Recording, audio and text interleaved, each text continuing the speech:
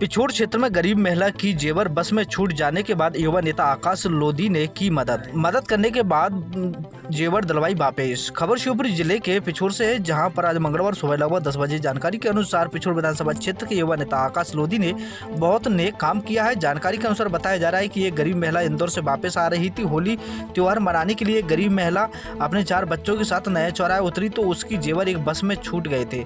जैसे ही आकाश लोधी को महिला रोती दिखी तो उसने बस के पीछे जल्दी से गाड़ी से जाकर गहनों को बस में से वापस लेकर उस महिला को दिए और क्षेत्र में चर्चा का विषय बना हुआ है कि आज युवा आकाश लोधी ने इस नेक काम से क्षेत्र के लोगों को बहुत अच्छी पहल की है। और बताया जा रहा है कि युवा नेता ने अपने महानता और ईमानदारी का परिचय देते हुए गरीब लोगों की मदद करते हुए उनको संकट से मुक्त किया है।